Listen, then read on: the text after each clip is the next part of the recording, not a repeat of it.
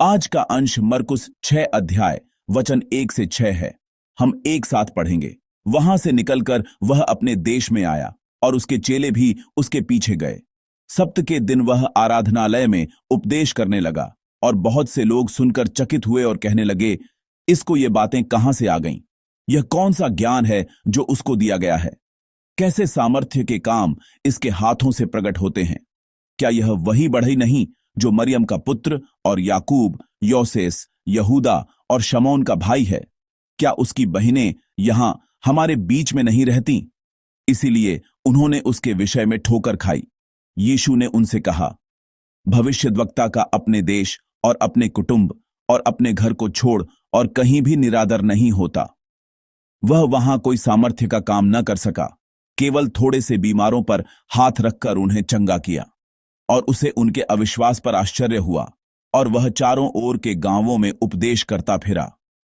आमीन।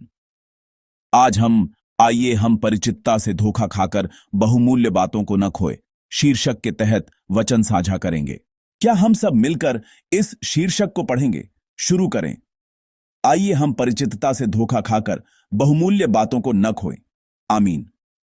कुछ समय पहले हमने कोरोना नामक एक अंधकारमय दौर का अनुभव किया।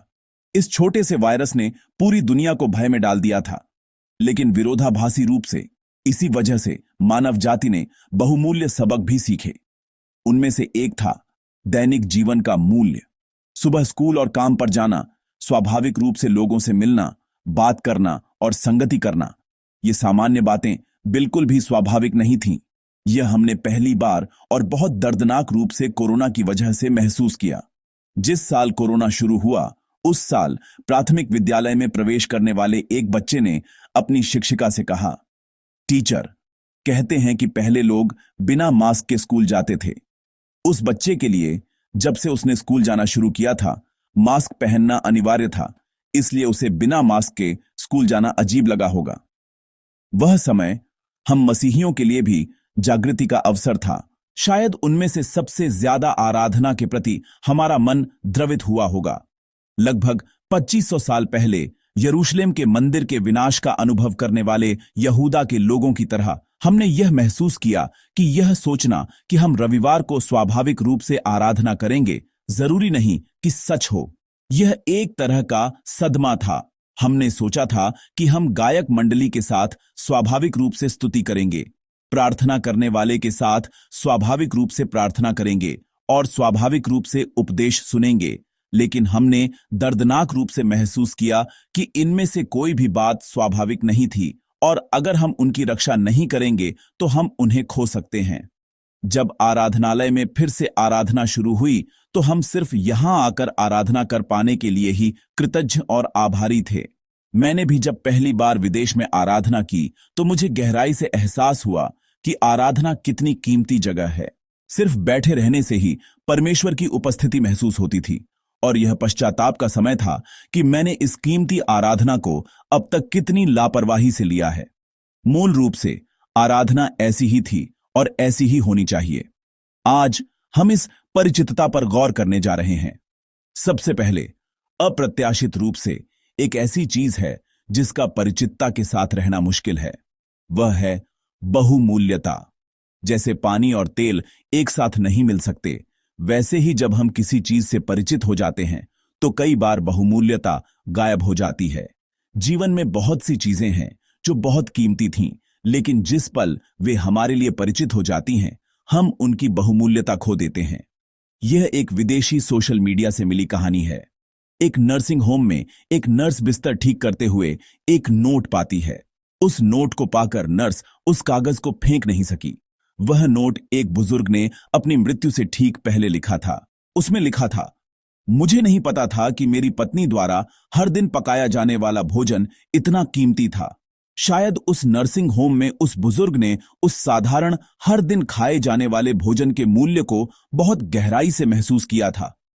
हम सभी को इस वचन को अपने हृदय में रखने की जरूरत है। अगर कोई पूछे कि कौन सा लेखक परिचितता और बहुमूल्यता के बारे में सबसे अच्छा बताता है, तो शायद वह सेंट एक्सुपरी होंगे। द लिटिल प्रिंस में एक ऐसी कहानी है। छोटा राजकुमार अपने ग्रह पर एक गुलाब के साथ रहता था। गुलाब नकचढ़ा और शिकायत करने वाला था, लेकिन छोटे राजकुमार ने पूरी लगन से उस एक गुलाब की देखभाल की। लेकिन अपनी यात्रा के दौरान छोटे राजकुमार को बहुत दुख और निराशा का अनुभव हुआ। इसका कारण यह था कि उसने अपनी यात्रा के दौरान एक ग्रह पर अनगिनत गुलाब देखे थे और उसने कहा, और मैंने सोचा था कि मेरे पास एक अनोखा फूल है जिससे मैं अमीर हूं, पर मेरे पास तो बस एक साधारण सा गुलाब है। और छोटा राजकुमार घास पर लेटकर सिसक सिसक कर रोने लगा।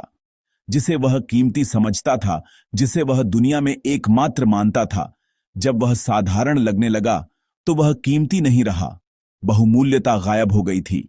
तब एक लोमड़ी दिखाई दी और वे दोनों दोस्त बन गए। लोमड़ी और छोटे राजकुमार ने कहानी में पालतू बनाना शब्द से व्यक्त की गई संगति और संबंध बनाने का वास्तविक अनुभव किया।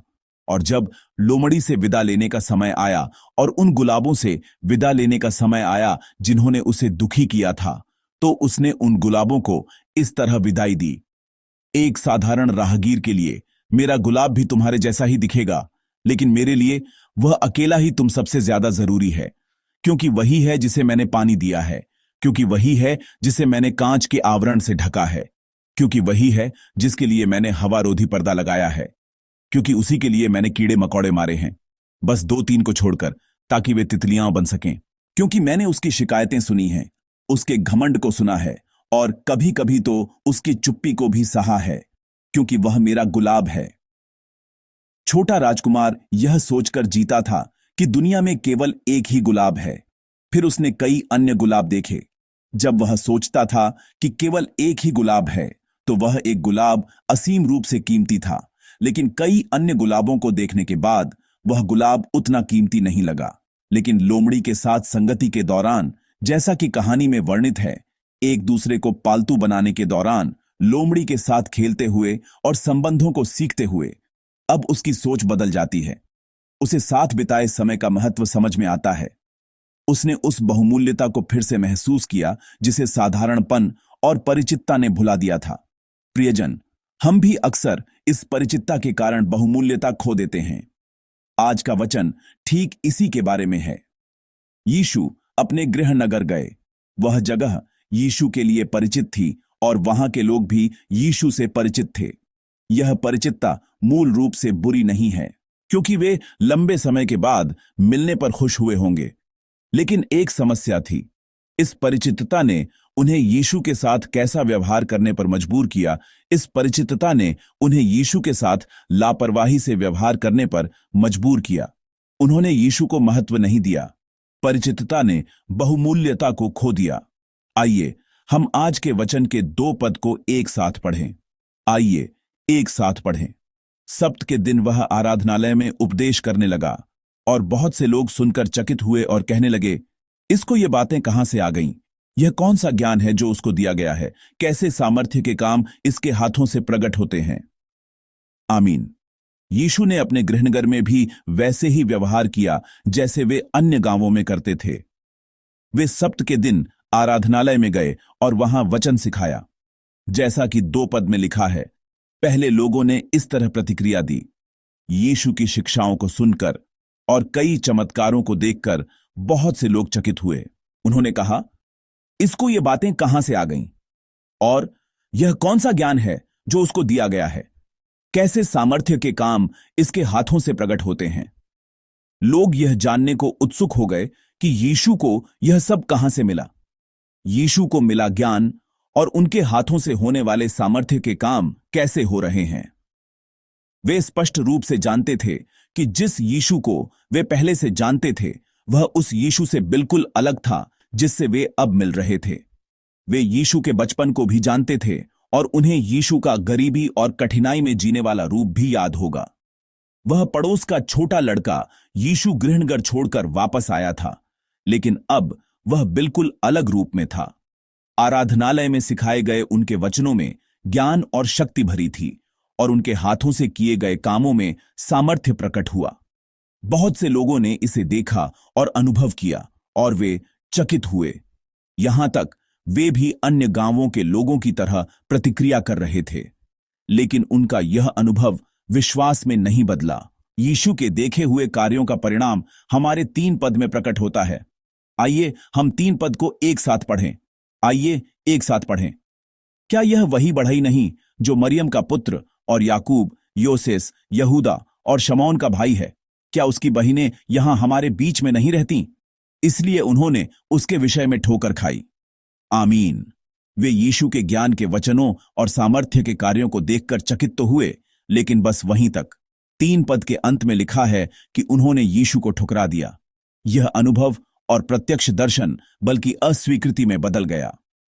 6 पद में लिखा है कि यीशु ने उनके अविश्वास पर आश्चर्य किया। इसका मतलब है कि यह अनुभव और प्रत्यक्ष दर्शन विश्वास में नहीं बदला। उन्होंने यीशु को क्यों ठुकराया?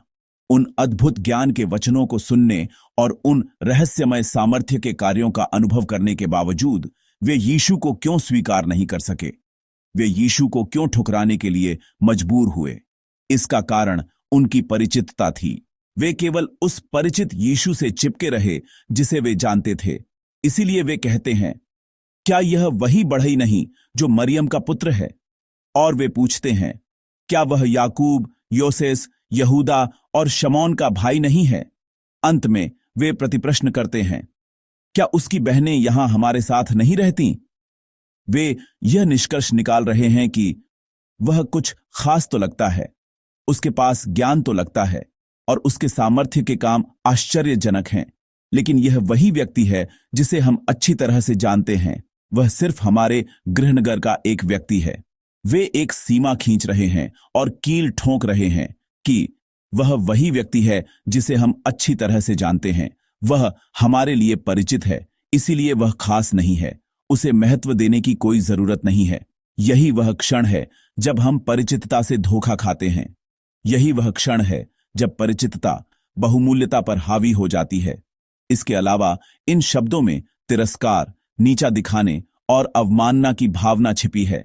इसका एक विशिष्ट उदाहरण मरियम का पुत्र बढ़ई शब्द है। इस शब्द का अर्थ है, मैं उस परिवार को जानता हूं, मैं उस पेशे को जानता हूं, मैं सब कुछ जानता हूं। लेकिन इस अवमानना भरे शब्द में एक दुर्लभ अभिव्यक्ति है। वह है मरियम का पुत्र। उस समय का प्राचीन समाज, जैसा कि हम जानते हैं, एक मजबूत पितृसत्तात्मक समाज था। यहां स्वाभाविक रूप से पिता का नाम यूसुफ आना चाहिए था। हम बाइबल में ऐसे कई उदाहरण जानते हैं। बार योना शमौन, योना का पुत्र शमौन, बार तिमाई, तिमाई का पुत्र, यिशै का पुत्र दाऊद और जब्दी के पुत्र याकूब और यूहन्ना।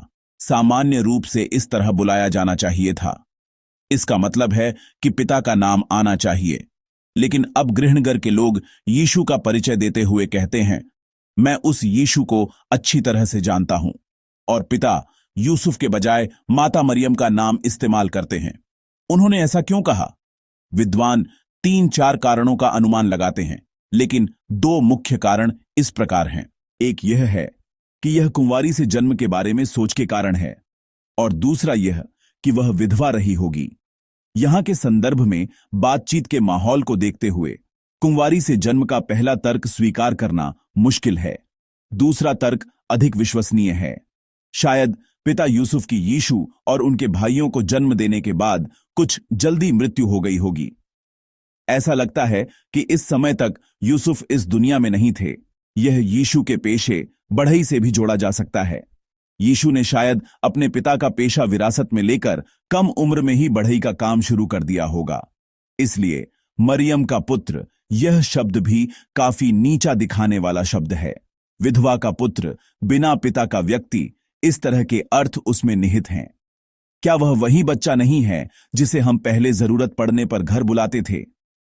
घर की इधर उधर की मरम्मत और सुधार करवाने वाले उस बढ़ई का बेटा यीशु, क्या वह वैसा व्यक्ति नहीं है? मैं उसे अच्छी तरह से जानता हूं। लोग परिचित यीशु को याद करते हैं और वे उद्धारकर्ता यीशु को ठुकराने की कोशिश करते हैं। ज्ञान के वचनों को सुनकर उन्हें गहरा प्रभाव और जागृति मिली थी। महान सामर्थ्य के कामों को देखकर प्रशंसा और आश्चर्य हुआ था। उन्हें भी निश्चित रूप से ऐसी भावनाएं महसूस हुईं, लेकिन वे जानबूझकर इन भावनाओं को दबा रहे हैं। वे नए यीशु को स्वीकार करने की दिशा में जाने से इनकार कर रहे हैं और वे केवल उस परिचित बिंदु पर टिके रहना चाहते हैं जो एक गरीब और कठिन जीवन जीने वाला पड़ोसी बच्चा, पड़ोस का बच्चा था। ठीक यही वह क्षण है जब परिचितता बहुमूल्यता पर हावी हो रही है। ठीक यही वह क्षण है जब परिचितता बहुमूल्यता को दबा रही है। परिचितता के कारण उन्होंने यीशु को नजरअंदाज कर दिया और उस परिचितता के कारण उन्होंने यीशु को अस्वीकार कर दिया। उन्होंने अपरिचित और नया होने के कारण अस्वीकार नहीं किया। वे परिचित थे, इसलिए वे ठीक से नहीं देख सके। वे सिर्फ यह सोचते थे कि वे अच्छी तरह से जानते हैं, इसलिए वे वास्तव में नहीं जान पाए। प्रिय संतों, हम कैसे हैं? हमारा रूप कैसा है? क्या केवल परिचितता ही बची है? क्या हमारे विश्वास के जीवन से बहुमूल्यता गायब हो गई है? परिचितता एक अभिशाप बन सकती है। यह आज के वचन की शिक्षा है। परिचितता के कारण हम यीशु को नजरअंदाज कर सकते हैं। परिचितता के कारण हम यीशु से नहीं मिल सकते। मैं प्रभु के नाम पर आपको अपनी परिचितता की जांच करने के लिए आशीष देता हूं। कृपया अपने जीवन को ध्यान से देखें कि क्या आप उस परिचितता के कारण कीमती चीजों को नजरअंदाज तो नहीं कर रहे हैं। वास्तव में मैं जब से इस कलीसिया में आया हूं तब से लगातार यह लड़ाई लड़ रहा हूं। मैं वास्तव में कभी भी आदी न होने के लिए संघर्ष कर रहा हूं। जब मैं पहली बार इस मंच पर खड़ा हुआ तो मेरी प्रार्थना यह थी, प्रभु मुझे इस मंच से सेवानिवृत्त होने तक कभी भी परिचित न होने दें। यह मेरी प्रार्थना थी। हर बार जब मैं यहां चढ़ता हूं तो मुझे उस तरह का कंपन दें जैसे कोई पहली बार यहां खड़ा हो रहा हो। जैसे पहली बार जब मैं यहां धर्म सिद्धांत स्कूल में व्याख्यान देने आया था। उस समय मैं व्याख्यान देने के लिए यहां सामने की पंक्ति में बैठा था। उस समय की तरह हमेशा मुझे कंपन दें। परिचित होने के बजाय अनुभवहीन होना बेहतर है। खुद पर निर्भर परिचितता के बजाय परमेश्वर पर निर्भर अनुभवहीनता के साथ सेवा करना बेहतर है। गलत परिचितता के साथ परमेश्वर के अनमोल वचन को ढकने का कोई काम न हो। मैं अब भी ऐसी प्रार्थना कर रहा हूं। आइए हम अपनी आराधना की जगह को देखें। क्या किसी क्षण से यह आराधना बहुत परिचित नहीं हो गई है? क्या कलीसिया का जीवन ही अत्यधिक परिचित नहीं हो गया है? क्या मैं ऐसा व्यक्ति नहीं बन गया हूं जो कलीसिया के जीवन को बहुत अच्छी तरह से जानता है, कलीसिया के जीवन में विशेषज्ञ बन गया है, लेकिन इस आराधना में किसी क्षण भाव और कंपन गायब हो गया है? क्या उसमें वास्तव में कुछ कीमती है? क्या आपने उसमें कुछ वास्तव में कीमती खो तो नहीं दिया है? यहां हमारे परमेश्वर उपस्थित हैं। क्या आप बिना किसी गूंज के ऐसे ही बैठे हैं?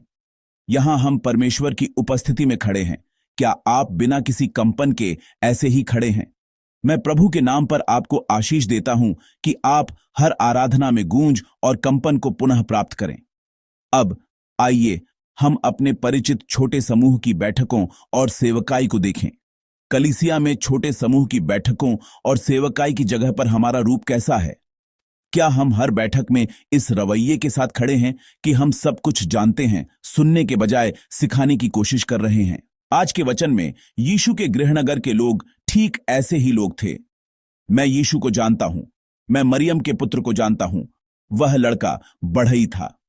वे उन कीमती चीजों से खाली थे जिन्हें वास्तव में जानना चाहिए था, और उन बेकार चीजों से भरे हुए थे जिन्हें जानने की जरूरत नहीं थी। क्या हम सिर्फ दिखावा करने और सिखाने की कोशिश तो नहीं कर रहे हैं? मैं प्रभु के नाम पर आपको इस तरह की परिचितता से भी दूर रहने के लिए आशीष देता हूं। अंत में आइए हम अपने परिवार और अपने सहकर्मियों के परिश्रम को देखें। इस आराधना के लिए बहुत से कीमती लोग हैं जो पर्दे के पीछे सेवा करते हैं। कलीसिया के अंदर और बाहर बहुत से स्वयंसेवक जो भीषण ठंड और गर्मी में भी सबसे ठंडी और सबसे गर्म जगहों पर सेवा करते हैं। हमारे शिक्षक जो अगली पीढ़ी की सेवा करते हैं। मध्यस्थता प्रार्थना दल जो अभी भी अपनी कोठरी में इस आराधना के लिए प्रार्थना कर रहे हैं। परिचितता से धोखा न खाएं और अपने सहकर्मियों की बहुमूल्यता को न भूलें। आइए हम समुदाय की जिम्मेदारी लेने और सेवा करने वाले छोटे समूह के नेताओं के परिश्रम को देखें। एक साल में कितने ही सुख दुहक के अवसर आते हैं। वे आपको सांत्वना देने और बधाई देने के लिए खुशी खुशी लंबी दूरी तय करने से नहीं हिचकिचाते। जब वे अपने समूह के सदस्यों से संपर्क करते हैं तो हमेशा गर्मजोशी से प्रतिक्रिया नहीं मिलती। कभी कभी वे आहत भी होते हैं, लेकिन फिर भी वे इसे अपना मिशन मानते हैं और हमारे प्रभु को याद करते हुए अपने समूह के सदस्यों की देखभाल करते हैं। हमारे समूह के नेताओं के परिश्रम और समर्पण के लिए परिचितता से धोखा न खाएं और बहुमूल्यता न खोएं। अब शुरू हो रहे इस सप्ताह में हमारी आराधना, हमारी सेवकाई टीम और हमारे छोटे समूह, क्या हम बहुत परिचित होकर बहुमूल्यता खोकर जी रहे थे? क्या हम यह सोचकर अज्ञानता में जी रहे थे कि हम जानते हैं? परमेश्वर की पवित्र गूंज और कंपन को पुनः प्राप्त करें और हम सभी उस बहुमूल्यता और गहरे अर्थ को महसूस करते हुए जिएं। मैं प्रभु के नाम पर आपको आशीष देता हूं। आइए हम दिए गए वचन को याद करते हुए एक साथ अनुग्रह स्तुति गाएं। जो कुछ भी मैंने भोगा है, जो भी समय मैंने बिताया है, जो भी पल मैं चला हूं, वह स्वाभाविक नहीं था, अनुग्रह था। सुबह का सूरज और शाम की लाली, बसंत के फूलों की सुगंध और पतझड़ के फल बदलते मौसमों के सभी क्षण स्वाभाविक नहीं थे, अनुग्रह थे। सब कुछ अनुग्रह, अनुग्रह, अनुग्रह है, असीम अनुग्रह। मेरे जीवन में कुछ भी स्वाभाविक नहीं था, सब कुछ अनुग्रह, अनुग्रह था। आइए हम सब मिलकर प्रार्थना करें। आइए हम देखें कि कहीं हमारे लिए आराधना बहुत परिचित तो नहीं हो गई है। आइए हम अपने विश्वास की जांच करें कि कहीं परिचित होने से हमने कुछ खो तो नहीं दिया है। हमें रूढ़िवादिता में न पड़ने दें और हमें लालसा और अभिलाषा को पुनः प्राप्त करने में मदद करें। आइए हम इस समय उत्कटता से प्रार्थना करें। आइए प्रार्थना करें। प्यारे परमेश्वर, धन्यवाद। यीशु को उनके गृहनगर में ठुकरा दिया गया था। परिचितता और जानने का दिखावा करने के कारण वे यीशु को स्वीकार नहीं कर सके और उन्होंने यीशु को बस गुजर जाने दिया। हम भी अपने विश्वास, अपनी आराधना पर विचार करना चाहते हैं। हमने कब इस आराधना की जगह पर पवित्र गूंज महसूस की? हमने कब इस विश्वास के जीवन में परमेश्वर के सामने कांपते हुए प्रवेश किया? हमें उन कीमती चीजों, उन आवश्यक चीजों को न खोने और न भूलने में मदद करें। हम अपने प्रभु यीशु मसीह के नाम से प्रार्थना करते हैं। आमीन।